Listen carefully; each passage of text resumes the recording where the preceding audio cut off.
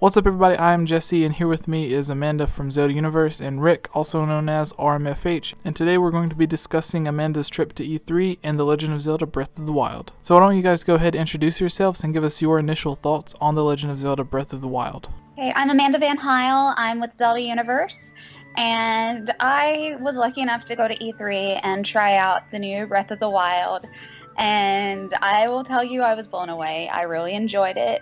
I'm really curious to see what direction it's going. As far as like where it sits in the timeline, I think it's definitely way past Wind Waker, and I love it. It's totally different from previous games. I'm Rick, otherwise known as RMFH, and I make Zelda theories. I'm super stoked for this new Zelda game. I've never experienced the feelings that I got when I first saw the original trailer, and I'm just really excited to see where this thing goes from here. One of the things that's new about this Zelda game is that it's open world, which isn't new to gaming, but is new to the Zelda series. Games like Fallout, The Witcher, and Skyrim have been doing this for years now, but it's just now coming to Zelda. So do you think that Nintendo will be able to put their traditional spin on this game to make it still feel fresh and new, even though we've had this concept in other games for a while now? That is a really good question. I haven't even thought of that before. That's a really good question. So far, from what I've seen, I think they're going in the right direction. Link can climb pretty much anywhere. I think what they're doing still, though, is focusing on the gameplay, because the gaming mechanics were definitely pretty user-friendly. I found that for certain. And I think it's just they're still going to have their whimsical side to it without it getting, with it still being kind of a somewhat serious game, I guess you could say, without losing the Zelda charm. But it's definitely a change, and it's a step in the right direction for Nintendo, for certain. I basically agree with what Amanda says. I mean, just from looking at the footage, you can tell that they still have that Nintendo touch to everything. It may be things that everybody else has already done with other games. You know, The Witcher 3 is very similar to what we saw of the Zelda Breath of the Wild trailer. And the footage that we got to see with the demo. But Nintendo always tries to put that little touch that they always have on all of their games. So I think we're going to see just little tweaks here and there that makes it that much different than previous games we've seen in the past. And that's what I have so much respect for Nintendo, is that they don't just do what sells or whatever is going to be the big money maker, or let's make this just big and flashy. They still keep with their own brand. They put themselves into it, and they make it their own, and they don't give in to what the others are just like, no, we have to have the first person shooter version of everything, Call of Duty 4.5, yeah. And I really respect that, because they have a style and they maintain it. Yeah, I definitely think Nintendo will be able to put their own spin on this. They'll just add that classic Nintendo charm. And one of the examples that I've already seen of this is when you're not wearing any boots and Link kicks a treasure chest open. Usually it just opens up, but in this he like stubs his toe and even has a funny animation for it. Oh, one other one like that is if you play it without putting any clothes on Link, because he starts off, he's just wearing like swim trunks. Clothing is optional. So naturally I had to play Link naked, because why not? And while you're walking around, the old man will say to you, if you're naked, he will say, aren't you a bit chilly? It's a little chilly out here, isn't it? And start commenting like, aren't you cold? But he doesn't do that, because I've played it once with clothes and once without clothes. And when it was without clothes, he was commenting on how chilly it was. So as you mentioned, whenever you get cold, you have to put on warmer, thicker clothes. That way you can't really run around the entire game naked. But do you think this means that we'll see the return of other clothing items from past Zelda games, whether it's the Zoro's armor, the Goron's tunic, or even Link's classic green tunic? Because if they brought back, say, the Zoro's tunic, then you could swim or dive under the water and hold your breath for a longer time without running out of stamina. And if you have the Goron's tunic, then you can withstand the heat of Death Mountain, like wearing thicker clothes allows you to withstand the ice-cold temperatures at the top of these mountains. I think it's going to go in the direction of what he wears, and the reason I think that is because even just basic pants and basic shirts changes his ability. So if he's, like, for example, wearing the well-worn shorts, which he can wear at the very beginning, that offers just a minimal amount of defense, but then you can find, in the demo at least, you can find another pair of pants, and it increased the defense level from 1 to 3. So it's doing some of that RPG style kind of a leveling sort of thing that you see in like Final Fantasy and things like that. So that makes me think, since there are multiple clothing options for different instances, that really makes me think that it'll be something along the lines of like the Goron tunic or the Zora tunic. I don't know exactly what it will be, but definitely something like that. Yeah, I think we might get, when you first go into those areas, it's going to be a struggle at first. You know, you're going to have to find those certain items at first. I think some will have, you know, like you said, different abilities from others. And then I think they're also going to throw in the mechanic of eating as well. So when you go into Death Mountain, you're going to have something that cools you off.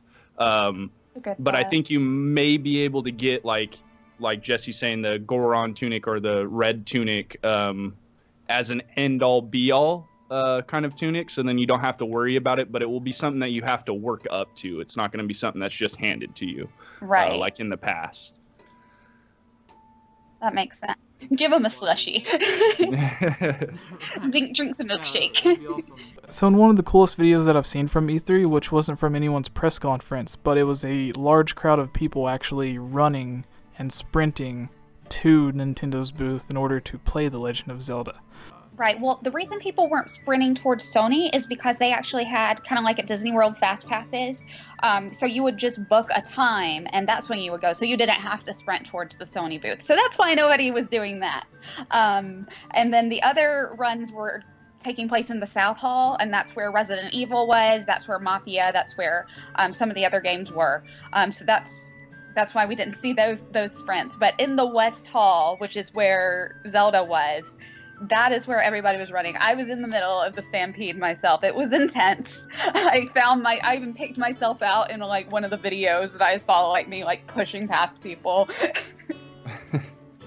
Like I was little compared to everybody else, so I could weave in and out. But at the same time, I was little compared to everybody else, so they could crush me. So when you first actually made it into Nintendo's booth, what was your first thoughts on seeing all these giant life-sized replicas of Link and the Guardians, and all of these Nintendo things that you'll never see anywhere else? Oh my gosh, that was incredible. I would be shocked if they did not, or I would not be shocked if they had former Disney Imagineers working on that set, just because it was beautiful. I mean, this was like full-on theatrical set. You go in, initially you go into a theater where they show you like an extended trailer, and then there's this projection on the screen, and it opens up the door to the booth, and as it opens just like the temples and the shrines open in the game, so it was like kind of pieces coming up at a time, and that was pretty cool. I was tearing up the whole time. I could not just believe it. I was like crying. I was so excited. And then you walk in, and then all the people who are working the booth, they all had on like khaki leggings and boots and like a brown pair of knee-high boots and like a tunic shirt, so they were all kind of bounding as Link.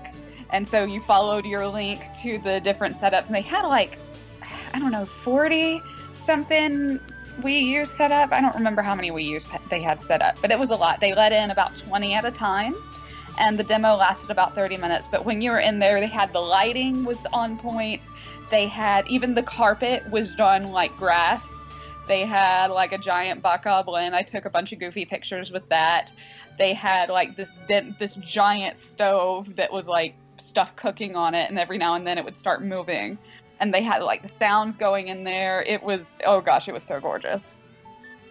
So in past interviews, Nintendo's mentioned that one of the things that they want to start getting into was theme parks. Do you think these giant replicas and all of these extravagant things that they had at E3 this year could be an example of what you could expect to see at one of their Nintendo-themed theme parks? Oh, I hope so, because this looks fantastic. I mean, like I was saying, it definitely looked like somebody from Disney had worked on it. It was that spot on.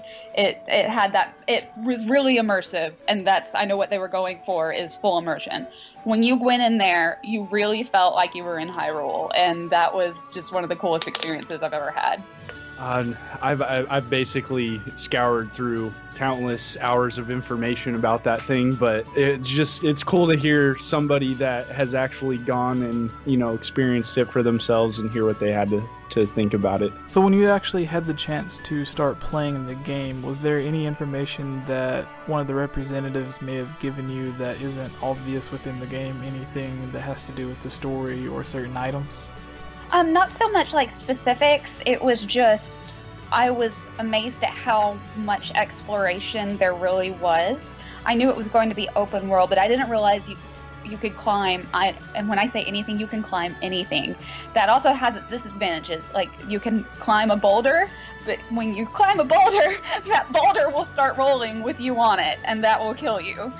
So that's the thing. So the first time I played the demo, I just climbed everywhere because I just wanted to see where all he could go, and then I would like jump off something and see like how far he could go without dying and all that.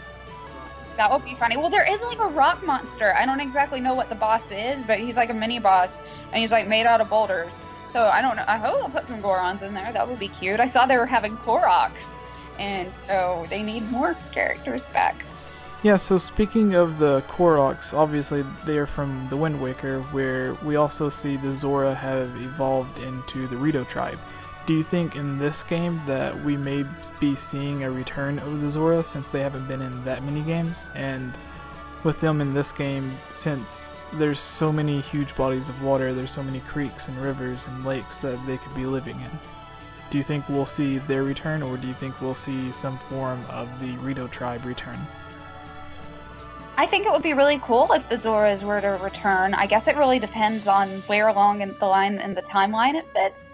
I'm gonna say that the Rito are going to be the ones there, simply because it seemed like it's far enough past Wind Waker, since there's actual land and there's actual like volcanoes and things like that, whereas Wind Waker, it was definitely more water all over the place. So I guess it was recently flooded. So that tells me that while there could be some Zoras, I'm wondering if maybe they've just long gone extinct and completely evolved into the Rito. I still don't quite know how that happened. The planet flooded, or the world flooded, and they're water creatures, so they evolved into birds. You'd think so I don't quite get that.